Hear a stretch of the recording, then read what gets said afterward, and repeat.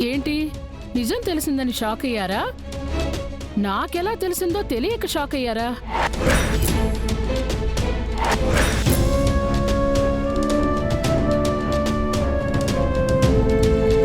వెంకీ చెప్పాడు.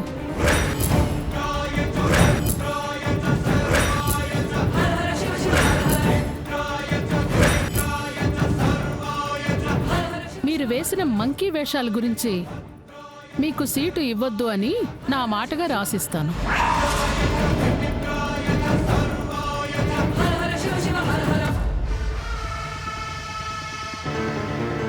బావగారు, అమ్మా, ఇన్నాళ్ళు నేను కలగన్న ఎమ్మెల్యే సీటు చేతిదాకా అంది చేజారిపోయేలా ఉండదు.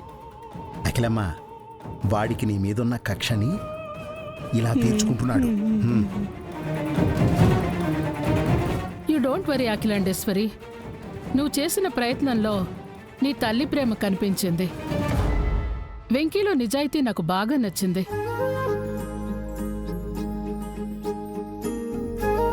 సో నేనిచ్చే రిపోర్ట్ నీకు సీటుని తెస్తుంది. మిమ్మల్ని వెంకీనే గెలిపిస్తాడు.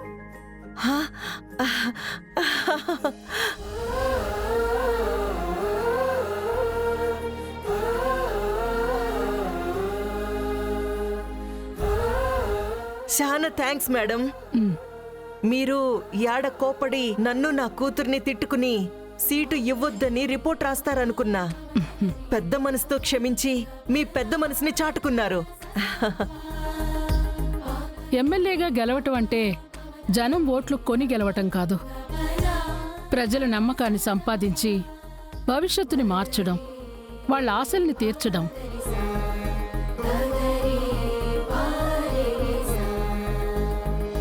నీతిగా పనిచేస్తే నాలాంటి వాళ్ళ రిపోర్ట్లో అవసరం లేదు. జనం సపోర్ట్ చాలు. మళ్ళీ మళ్ళీ నువ్వే గెలుస్తావు. అట్నే మేడం, మీరు ఎట్టా అంటే అట్టా.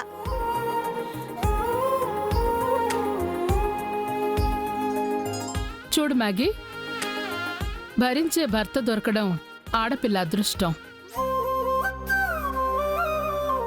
దాన్ని నీ పొగరుతో కాలదనుకోకు. వెంకీని ఏ పరిస్థితుల్లోనూ వదులుకోకు. గుడిలో అయినా దేవత పక్కన దేవుడు ఉండాల్సిందే. భార్య పక్కన భర్త ఉండాలి. అదే అష్టైశ్వర్యం.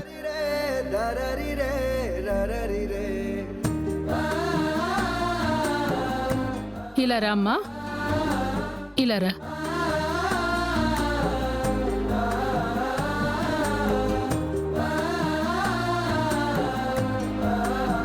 మ్యాగీ, ఈ చేతిని వదులకు. చిక్కుల్ని కొని తెచ్చుకోకు.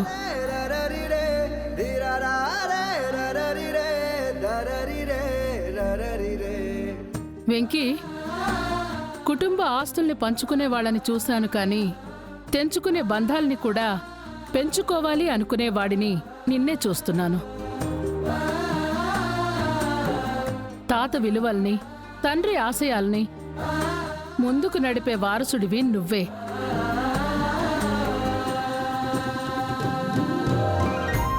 మ్యాగీకి తగ్గ మొగుడివి నువ్వే. చల్లగా ఉండండి.